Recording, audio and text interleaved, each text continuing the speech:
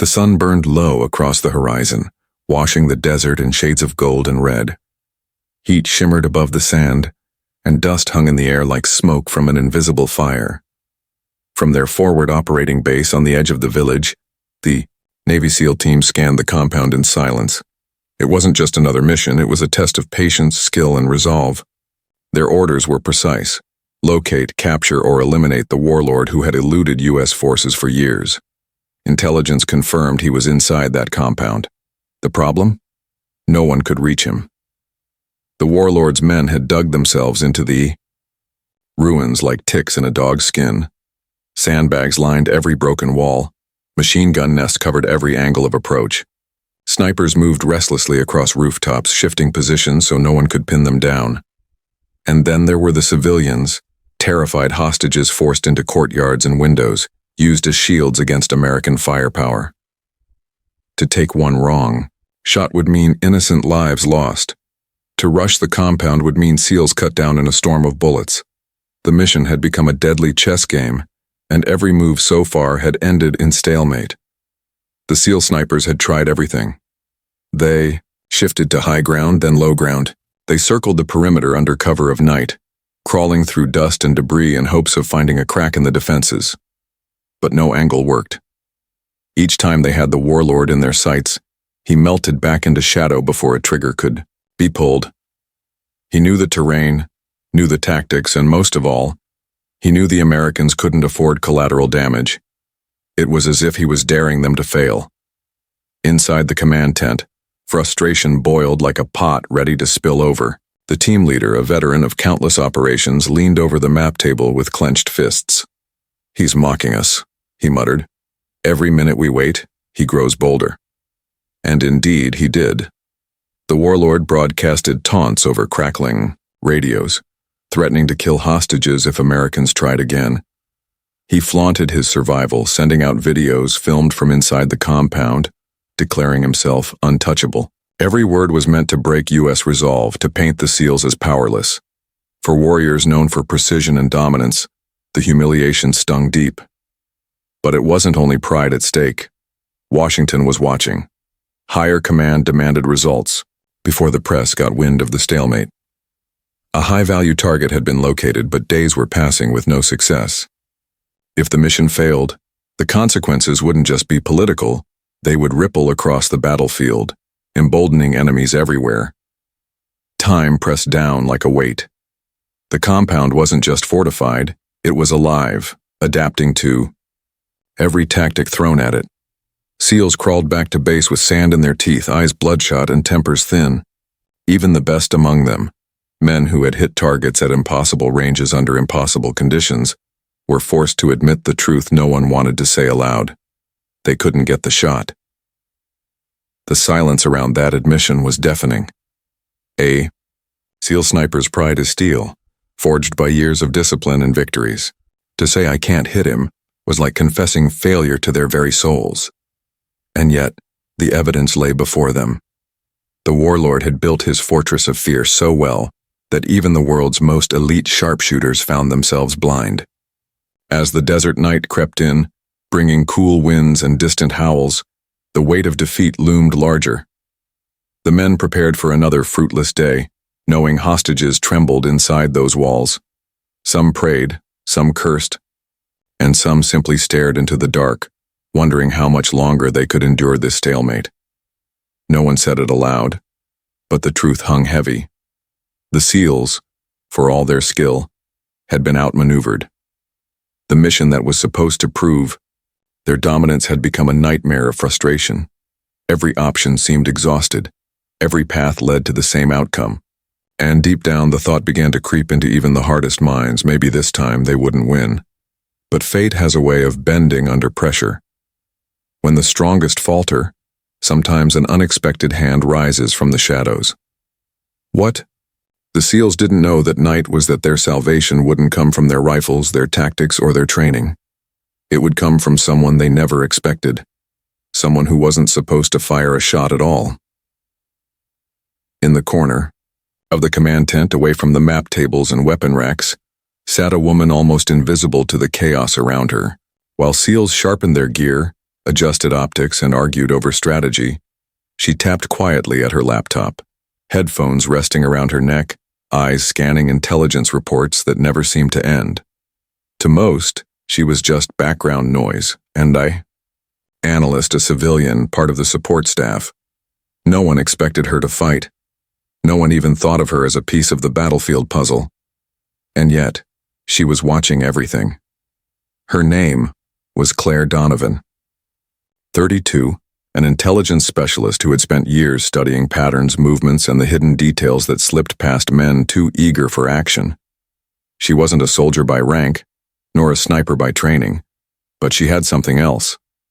An eye honed by years most of these hardened operators would never believe. Few knew her past. To them, she was simply the intel tech. But her story ran deeper. Claire had grown up with a father who was a decorated Marine sniper, a man who'd served in conflicts across the globe. He had been patient, disciplined, and mercilessly precise.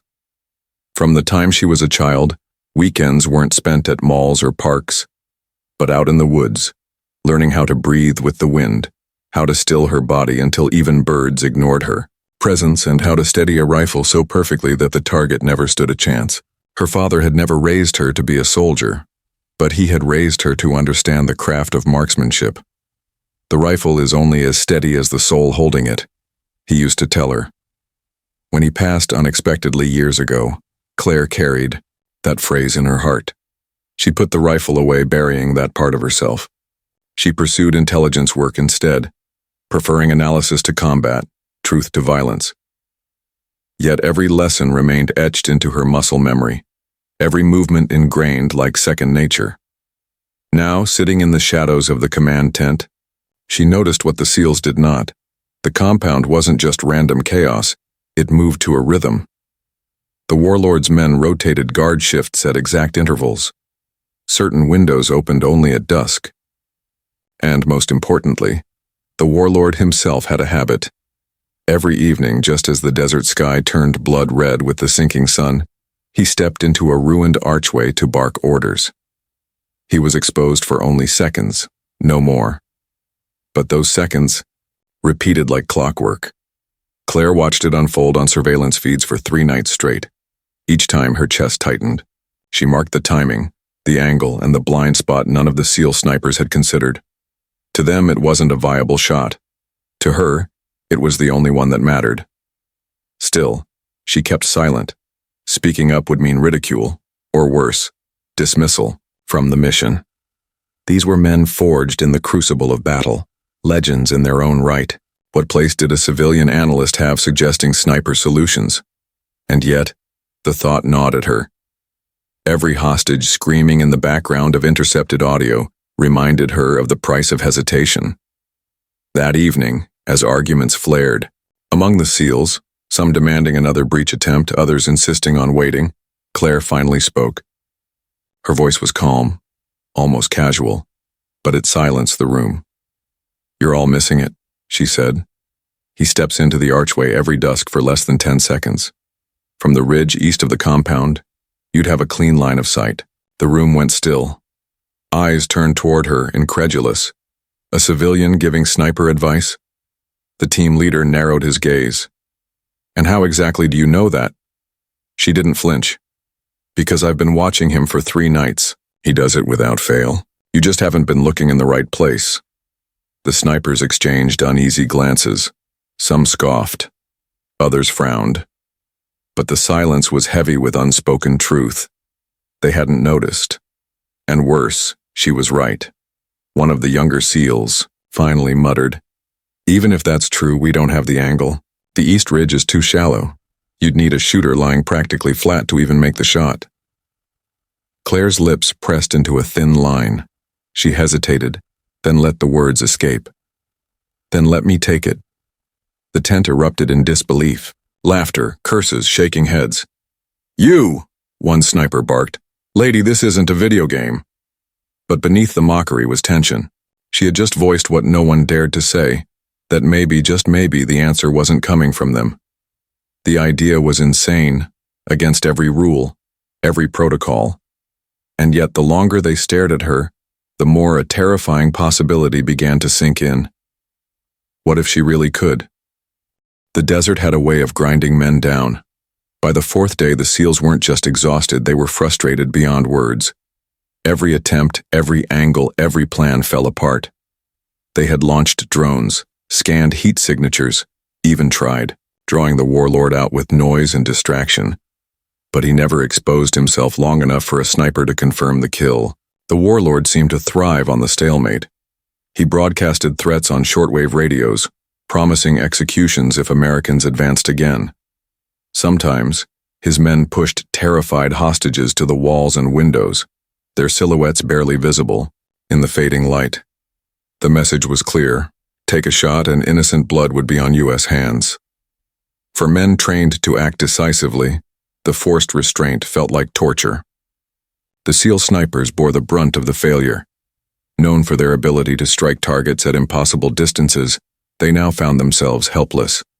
Each time they shifted into position, sandbags and barricades shielded their quarry. The warlord's discipline was shocking. He never broke cover, never risked exposure. To admit defeat was unthinkable, but the truth gnawed at every man. They were trapped in a war of attrition they couldn't win. Inside the command tent, tempers flared. Maps littered the tables, scribbled with red circles and X's that led nowhere. The team leader slammed his fist on the table so hard the lantern rattled. "We can't sit here while he strings us along," he growled. "Every hour we wait, the hostages are closer to death. I want solutions, not excuses." But no one spoke. No one had an answer. Even the most battle-hardened sniper stared at the floor, knowing his reputation meant nothing if he couldn't deliver now. It was in that silence that Claire's voice cut through the air. Calm, steady, but carrying a weight none expected. "You do have an opening," she said. Heads turned, eyes narrowing.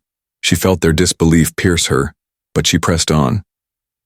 "I've been studying his patterns. Every dusk, he steps into the ruined archway for no more than 10 seconds. It's consistent, it's predictable. And from the east ridge, you'd have a line of sight." A murmur rippled through the tent. One of the snipers shook his head. "That's a fantasy. The ridge angle's flat. You'd need a shooter practically belly down, and even then it's threading a needle." Claire held her ground. "It's not a fantasy. It's math. Timing, distance, trajectory. I've run the numbers. The shot is possible." The team leader leaned forward, eyes narrowed. "Possible by whom?" For a moment, silence. Claire's throat tightened, but she forced the words out. "By me." The tent exploded with laughter and curses. A civilian? An intel specialist? Suggesting she could make the shot that the Navy's finest couldn't? It sounded insane. "You've lost it," one sniper scoffed. "This isn't a classroom problem, lady. Out there you miss by an inch and the whole mission burns." But Claire didn't back down. Her gaze held steady, steel under pressure. "I know what I'm asking, but I've watched him, I've studied him, and I know how to make that shot. My father trained me my whole life. I didn't tell you because it was never supposed to matter, but it matters now." The team leader studied her in silence. Around him, the men shifted uncomfortably. They wanted to laugh it off, to dismiss her outright. But something about the calm certainty in her voice unsettled them. One by one, the SEALs realized the bitter truth. They were out of options. Every plan had failed. Every attempt had been blocked. And here was a woman, a civilian, claiming she had seen what they had not. It was madness. But wasn't madness better than admitting defeat? The leader finally spoke, his voice low. "If we let you try and you fail, the hostages die. The mission dies, you understand that?" Claire nodded. "I understand.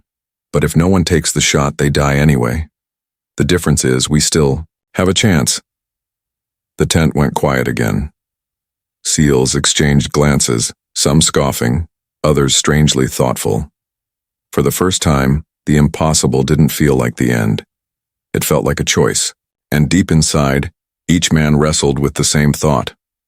What if she was right? The command tent had never felt heavier. The air inside was thick with dust, sweat, and something else no one wanted to name. doubt.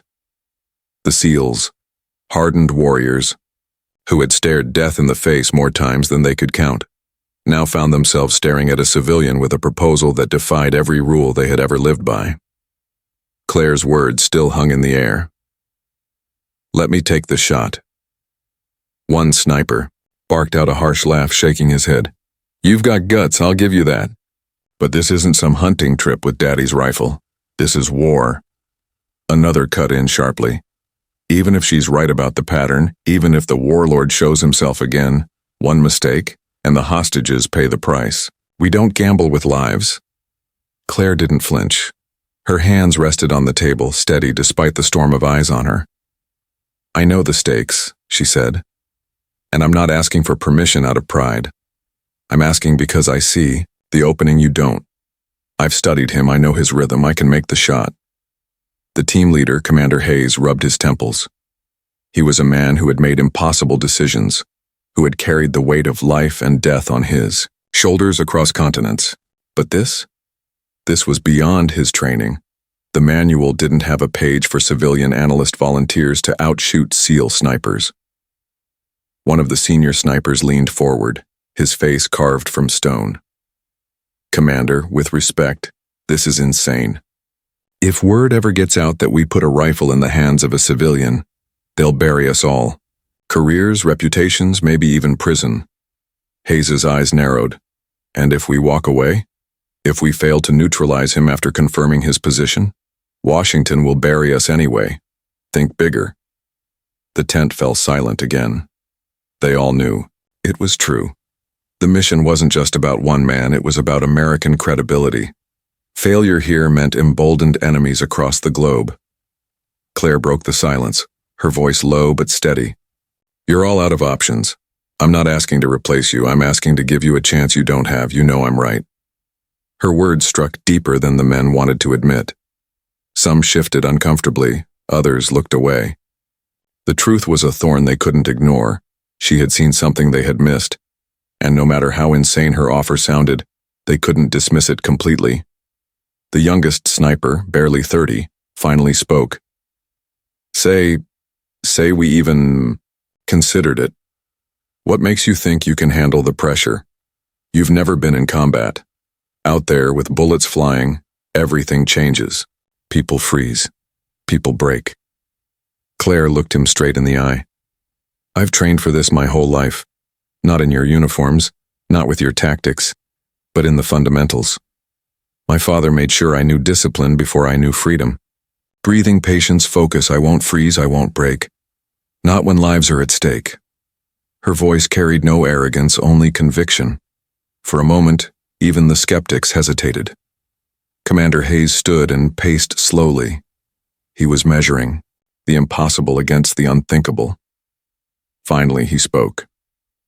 "If this goes forward, it doesn't leave this tent. No one outside hears a word.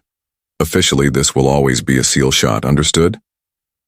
The men exchanged wary glances. Some shook their heads, others muttered under their breath, but no one openly refused. Because, in truth, they had no alternative. Hayes turned to Claire. "You get one chance, one shot. If you miss, we pull you out and end this our way. Do you accept those terms?" Claire nodded without hesitation. "I accept." The decision was made. The rules were broken. For the first time in their storied careers, the SEALs were putting their mission and their reputations in the hands of someone outside their brotherhood. It felt wrong. It felt reckless. But it also felt like hope. And in war, hope was sometimes the sharpest weapon of all. The night was heavy with silence, broken only by the soft hum of generators and the occasional murmur of radio chatter. For the SEALs, it was another evening of tension. For Claire, it was the eve of something far greater, her chance to prove the impossible. They led her to the weapons station, where polished steel and matte black rifles gleamed under dim lantern light. She had never stood among so many instruments of war, but her hand moved instinctively toward one, the Mk-13 sniper system. Sleek, balanced, deadly. One of the SEAL armorers watched her with folded arms. "You even know how to handle that?" he asked, his tone dripping with skepticism. Claire didn't answer with words. She checked the chamber, adjusted the scope, ran her fingers along the stock like a pianist reacquainting herself with an old instrument. The motion was smooth, practiced, not clumsy. The room grew quieter. For the first time, the SEALs realized this wasn't a bluff. Commander Hayes observed silently, his jaw set. He didn't want to admit it, but something about the way Claire handled the rifle reminded him of the men he'd seen rise to legends. She wasn't fumbling. She wasn't guessing. She was remembering. Scopes zeroed at 800 yards. The armorer muttered almost begrudgingly. That ridge you mentioned? You'll need precision within a fraction of an inch. The shot will be unforgiving. Claire nodded, running calculations in her head. Wind direction, humidity, angle. She could feel her father's voice echoing inside her mind. Patience steadies the hand, but discipline steadies the heart. Later, on the east ridge, the SEALs cleared a spot in the dirt for her. The ridge stretched like a spine against the desert floor, offering the only sliver of visibility into the warlord's compound. The angle was low, the shot difficult, practically impossible. But she saw it differently. She saw the geometry of survival. She lay prone, the rifle cradled against her shoulder, the earth cold beneath her chest. The night wind tugged at her hair, whispering like a warning. Around her, SEALs crouched in silence, watching. Their skepticism hadn't vanished, but it had shifted into something else. Uneasy respect. One of them knelt beside her, a veteran with scars across his knuckles. "Listen," he said, his voice low. "I don't care who trained you. Out here everything is different. When that moment comes, the world will close in. Your heartbeat will thunder in your ears and doubt will claw at your mind. You'll have a second to decide if you're predator or prey. Most people fail." Claire turned her head slightly, her cheek pressed to the rifle's stock. "And what if I don't?" The veteran studied her for a long moment, then gave the faintest nod. "Then you'll be one of us."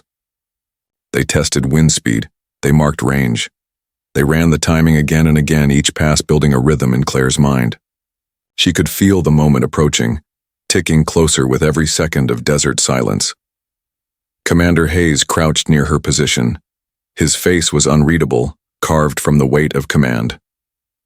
"This isn't about proving anything," he said. "It's about ending this without losing more lives. If you hesitate, don't take the shot. Understood?" Claire's eye stayed locked on the scope. Understood. Hours crawled by. The desert seemed to hold its breath. The warlord would appear soon, if his pattern held. And if it didn't, all of this was nothing more than a gamble. Claire steadied her breathing, letting each inhale and exhale blend with the desert wind. Her heart slowed. Her muscles loosened. She wasn't just Claire the analyst anymore. She was her father's daughter. She was the rifle. The compound below stirred with movement. Guards shifted. Voices carried in the air. The moment was coming. She whispered to herself, so softly no one else could hear. One shot. The desert. At dusk was a painting of shadows and blood-red light. The last sliver of sun dipped behind jagged ridges, draping the compound below in eerie half-darkness. It was the moment Claire had been waiting for, the moment the warlord revealed himself, however briefly. Her body pressed flat against the ridge, the MK-13 snug against her shoulder. Through the scope, the world narrowed to a circle of clarity, everything else fading into meaningless blur. She could hear her own heartbeat, steady but insistent, each thud echoing like a drum in her ears. The SEALs around her crouched silently, their breathing shallow. Hardened men who had stormed embassies, cleared kill houses, and fired under fire themselves, now watched a civilian steady her crosshairs on the most dangerous man in the region. The irony wasn't lost on any of them. Below, the compound shifted, into motion. Fighters carried crates, adjusted positions, and barked orders to one another. And then it happened, just as Claire had predicted. The warlord emerged from the shadows of a ruined archway, his posture arrogant, his voice carrying across the courtyard. For less than 10 seconds, He was vulnerable. Claire's finger hovered near the trigger. Her breath slowed to a crawl. She remembered her father's lessons. Don't chase the shot. Let the shot come to you. Her crosshairs danced lightly with each inhale. She exhaled halfway, held, and felt the world collapse into silence. No wind, no noise, no fear, just the warlord framed perfectly in her scope. A voice inside her mind whispered the truth. This was it. One pull, one chance. She squeezed the trigger. The rifle roared, thunder cracking across the desert. A single muzzle flash lit the ridge, then vanished. The recoil pressed against her shoulder, firm but familiar. For a fraction of a heartbeat, there was nothing, just silence, like the world itself was stunned by the audacity of what she had attempted. Then the warlord dropped. His body jerked backward, collapsing into the dirt, lifeless before his guards even realized what had happened. Chaos erupted. Fighters shouted in confusion, scrambling for cover, scanning rooftops and ridges for the invisible assassin who had just erased their leader. But their will shattered instantly. Hostages screamed, then surged with relief as SEALs swept in, capitalizing on the chaos. Within minutes, the compound crumbled into surrender. On the ridge, Claire stayed prone, her eyes still on the scope, unable to move. She had done it. She had actually done it. Behind her, silence held for several long seconds. The SEALs stared, stunned into disbelief. Men who had doubted her, mocked her, sworn she couldn't do it, now stood witness to the impossible. Finally, one of them muttered almost reverently, "Hell of a shot." The veteran beside her placed a hand on her shoulder. His voice was low, steady, but heavy with respect. "Welcome to the Brotherhood." Claire exhaled, her body trembling as the weight of what she'd done settled into her bones. It wasn't triumph she felt, but gravity, the enormity of ending a life, even one as vile as his. She whispered again, so softly only the wind heard her. One shot. Down below, SEALs secured the compound, freed hostages, and confirmed the warlord's death. Radio chatter lit up with clipped words of victory. To the outside world, it would be logged as another flawless SEAL operation. Nothing more. But on that ridge, in the silence after the storm, everyone knew the truth.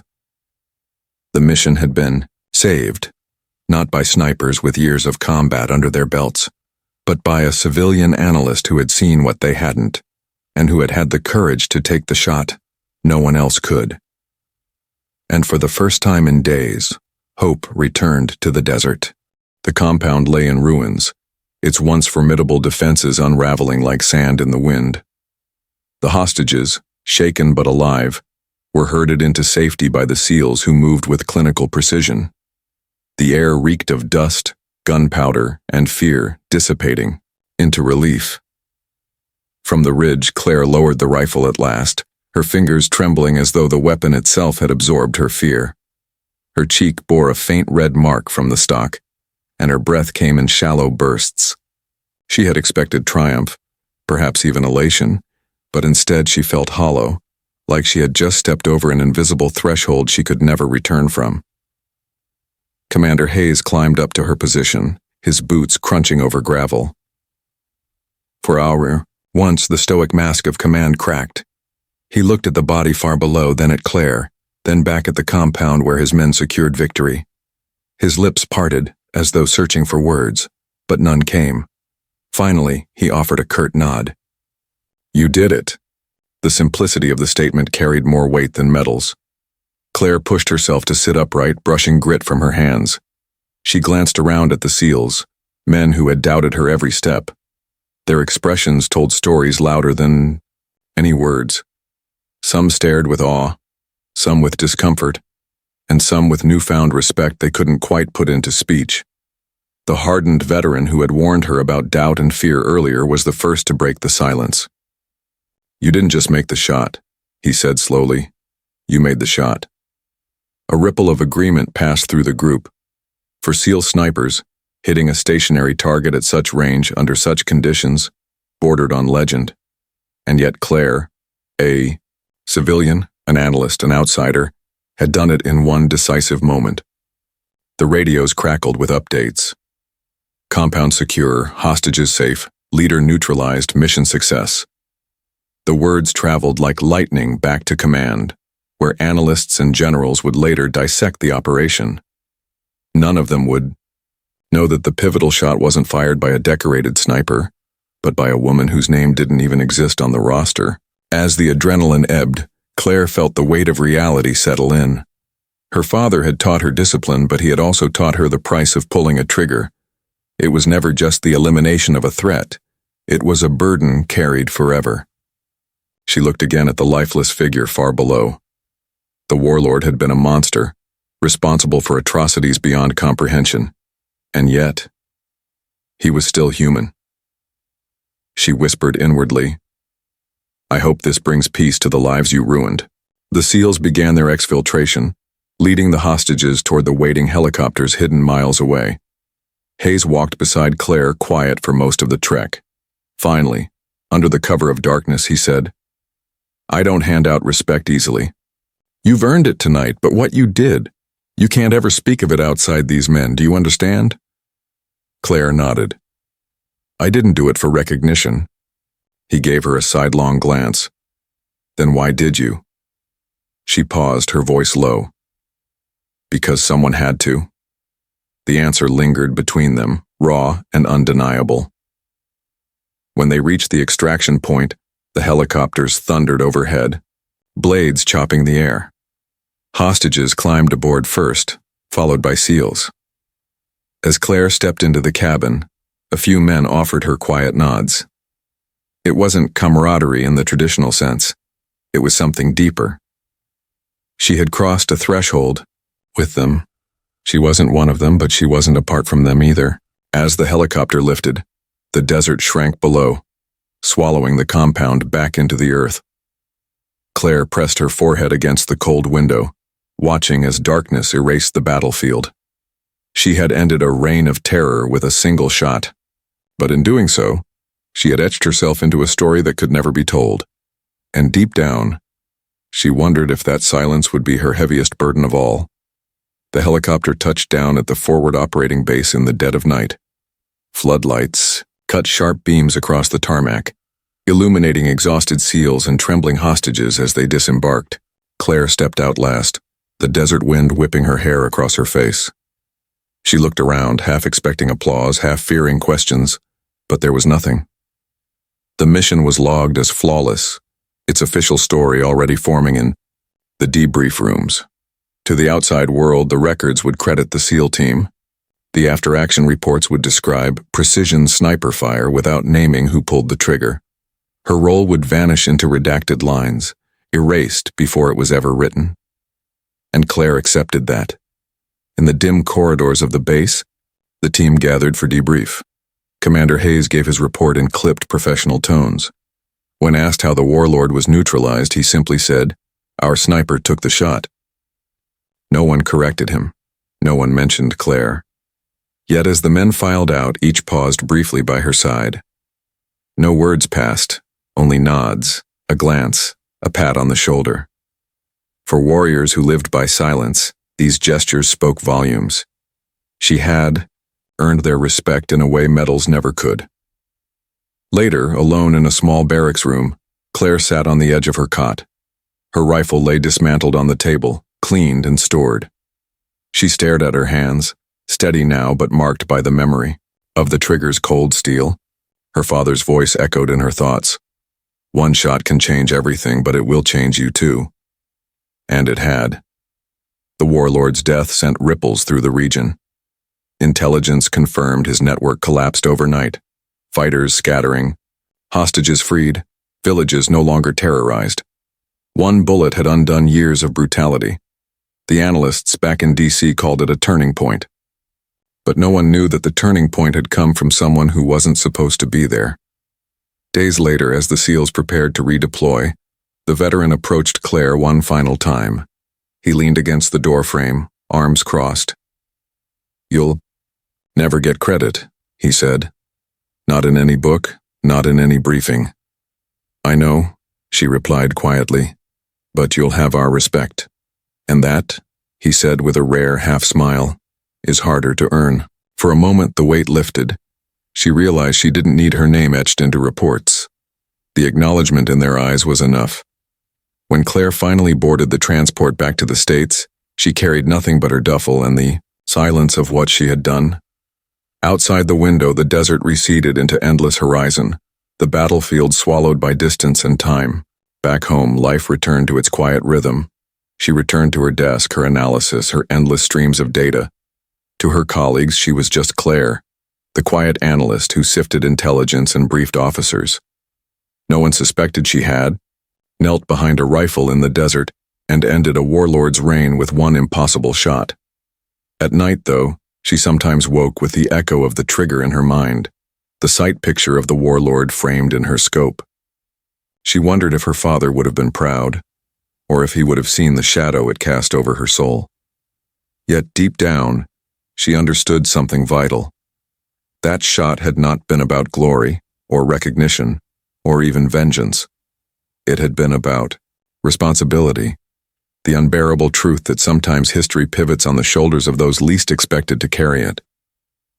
The SEALs never spoke of her again, not in official capacity. But every so often, in closed rooms and quiet moments, her name was mentioned in low tones, not as a civilian, not as an outsider, but as the one who made the shot. And for Claire, that silent acknowledgement was enough, because in the end, her father had been right.